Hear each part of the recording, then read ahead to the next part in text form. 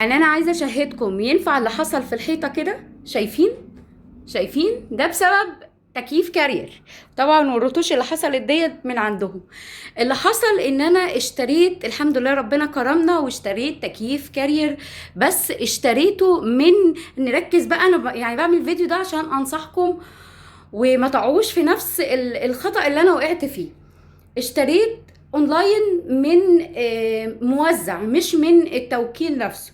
فجه الموزع، كان طبعا المبلغ اعلى لان انا ما لقيتش التكييف ده 1.5 حصان كارير، ما لقيتش 1.5 حصان، وما كنتش عارفه التوكيل نفسه، ولفيت عليه التوحيد والنور والرنين يعني المنافذ البيع اللي جنبي فعلا انا ما لقيتش، كان شاحح من السوق. فده اللي خلاني كمان اشتريه بالغالي. المهم الناس مشكوره جت. طبعا جوزي احنا اول مره ركب تكييف، فالدنيا برضو ايه مش فاهمين. المهم الموزع راح لقى الصرف هنا ركبه هنا بقى، عشان الناس الدنيا مش واضحه قصادها، هنا في وش الباب.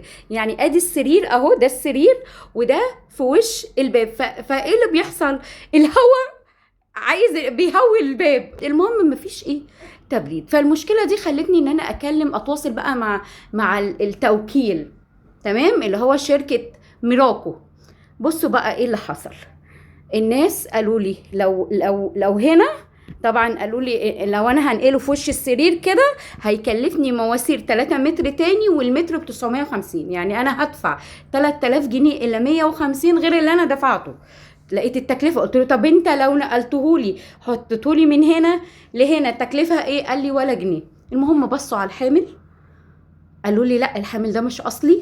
راحوا غيروا الحامل اللي كان راكب الموزع ركبهولي بحامل جديد امتن، ولا مليم دفعته. قال لي ولا اي حاجه يعني. وجي يزود لي الفريون، يعني زود الفريون وغير الحامل وغير اتجاه التكييف.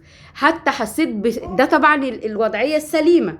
فالشركه او التوكيل نفسه بيعرفك ده الاصح، ده اللي هيوزع لك الهواء في الاتجاه اللي انت عايزه اكتر. عايزه اقول لكم بعد ما الدنيا ظبطت، انا حاسه يعني انا مظبطه دلوقتي على 25، انا مسمع لي في الاوضه كلها.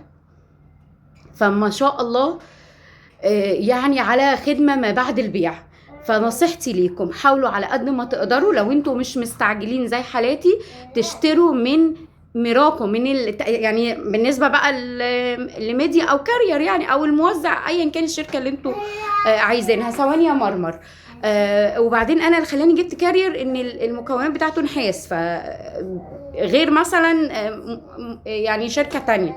فانا كنت متشجعه وكنت محدده ان انا عايزه كارير.